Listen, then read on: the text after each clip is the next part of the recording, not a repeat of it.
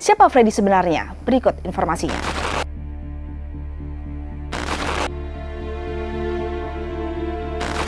Membuat saya gimana ya, ketakutan juga ya mungkin ya.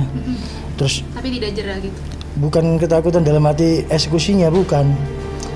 Kalau kita nggak mencari kehidupan, saya punya keluarga, punya kehidupan, punya anak. Today is all about story.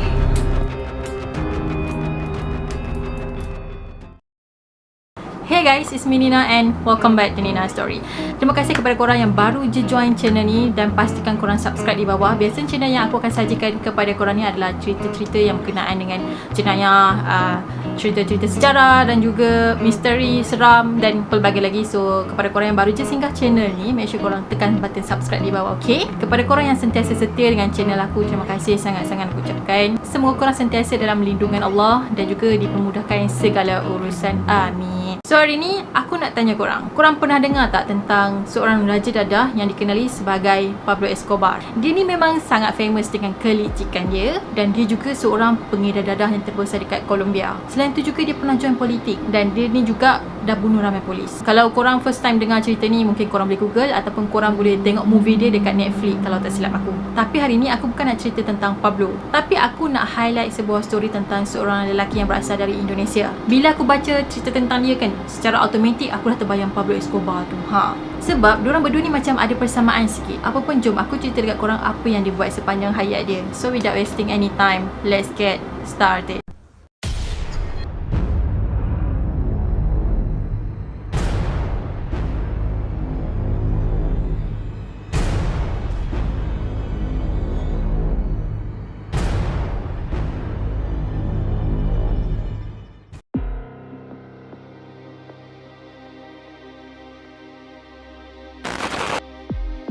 Freddy Budiman dikenali sebagai Raja Dadah yang sangat-sangat terkenal di negara jiran kita iaitu Indonesia. Dia terjebak dengan dunia dadah ni sejak dia remaja lagi, iaitu dalam umur belasan tahun. Semasa dia sekolah di sebuah sekolah di Surabaya, dikatakan pada waktu ni dia dah try semua macam-macam jenis dadah. Sebutlah apa jenis dadah tu, semua dia dah try. Memang dahsyat. Sebelum dia ni jadi pengedar yang terbesar dekat Indonesia, dia makan dulu benda tu and then barulah dia cuba menjinak-jinakkan diri dia dalam dunia benda tu, di mana dia menjadi orang perantara. So maksudnya sebelum dia betul-betul menjadi dealer, dia mula benda tu daripada step bawah lagi, di mana dia akan berhubung dengan pengedar-pengedar dadah yang terbesar yang ada dekat Indonesia. Kadang-kadang dia dijadikan sebagai orang yang menghantar barang. Tak pun dia akan teman orang untuk berjumpa dengan dealer yang terbesar dekat Jakarta. Pada umur dia 20 tahun, dia dah jadi seorang pengedar yang terbesar dekat sana. Bukan tu je, pada usia dia yang masih muda ni, dia dah ada sebuah kelab malam sendiri, iaitu sebuah kelab malam yang ada dekat bandar. Jadi bila dia dah kaya dan jadi dealer dadah yang terbesar, so of course lah dia akan kenal geng-geng mafia ni. So bila dia kenal ketua-ketua yang jahat ni, dia pun merancang untuk meluaskan lagi empire dia ataupun meluaskan lagi dia punya bisnes. So target dia adalah dua buah negara, iaitu China dan juga Belanda. Kalau korang tahu, Freddy ni sebenarnya dia dah pun berkeluarga. Jiran-jiran yang kenal Freddy ni semua kata memang Freddy ni seorang yang sangat-sangat baik. Dia ni seorang yang peramah, baik hati, pandai bersosial. So semua orang ni yang kenal dia memang akan rasa selesa dengan dia. Selain tu, Freddy ni juga dikatakan seorang yang suka tolong orang dalam kesusahan. Biasanya dia akan bagi duit, tak pun makanan. Bila orang tanya dia, tak susahkan ke dia duk bagi duit, makan apa semua tu?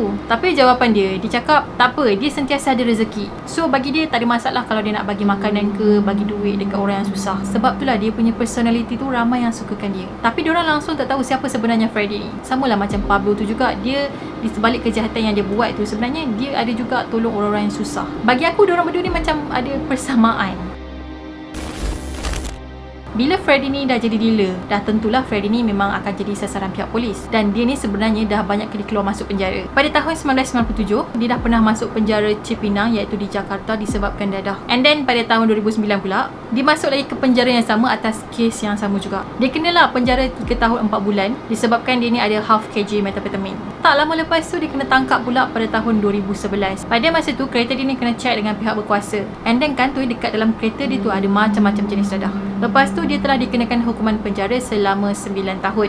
Dia sebenarnya dekat penjara ni dia tak stres sebab dia macam have fun je dekat penjara tu. Sebabnya dia ni ada kabel besar, so dia boleh request dekat pihak penjara tu dia nak bilik yang agak selesa. Dikatakan masa dia dekat sana, dia telah ditempatkan satu bilik khas, dan bilik khas ni sebenarnya lagi besar daripada bilik-bilik banduan yang lain. Selain tu juga dia ni boleh berhubung dengan dunia luar, dan dia juga boleh berhubung dengan orang luar. Sebabnya dia dibenarkan menggunakan telefon bimbit dekat dalam penjara, dan dia dibenarkan ada TV dekat dalam bilik dia. So dia ni up to date jugalah, tak ketinggalan apa-apa berita. Sebab itulah aku kata dia ni macam ada iri-ras Pablo.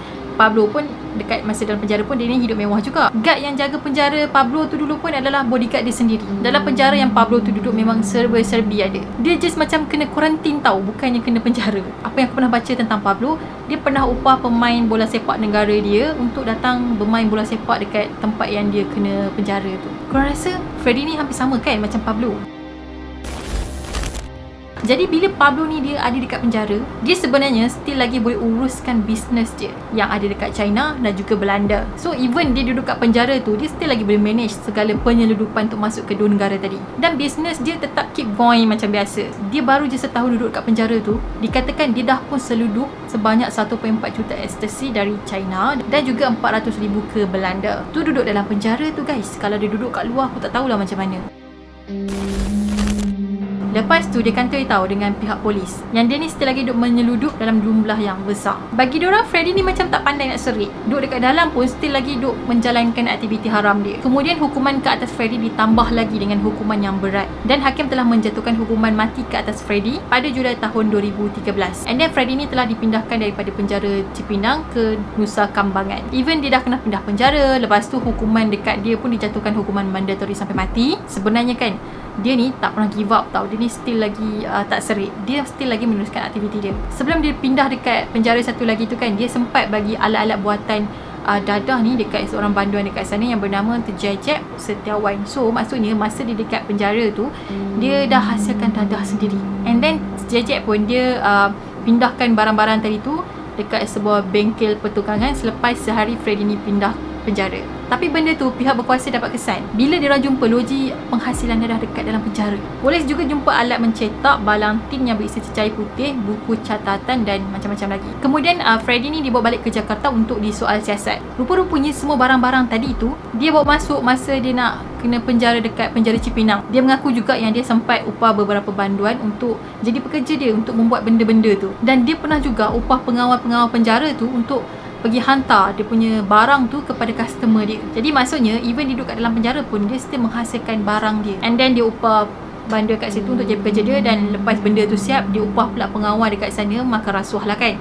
Upah pengawal dekat sana untuk pergi hantar barang tu dekat customer. Dia terkurung dekat dalam penjara tapi dia still boleh melakukan aktiviti dia. Jadi pada sisa akhir hayat Freddy ni dia mula berubah, dia jadi seorang yang baik. Dia bertaubat dan mendekatkan diri dia dengan Allah. Dia mula baca Al-Quran dan dia khatam Al-Quran ni berkali-kali. Dikatakan pada bulan Ramadan dia ni dah khatam Al-Quran sebanyak 10 kali. Lepas tu dia ada juga buat amalan yang lain macam puasa sunat hari Isnin dan juga hari Khamis.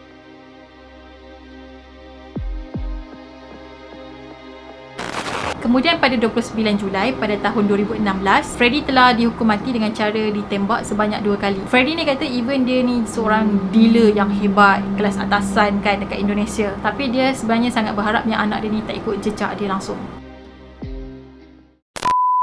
Okay guys, berdasarkan kisah yang aku cerita kat korang ni, korang rasa tak yang dia ni ada persamaan dengan Pablo? Pablo tu pun seorang dealer macam dia, sama-sama wanted dekat negara masing-masing. So bila aku baca cerita tentang Freddy ni, dia macam macam sama tu, macam Pablo. Tapi Alhamdulillah akhirnya Freddy ni telah berubah, bertaubat. Alhamdulillah, semoga taubat dia diterima oleh Allah.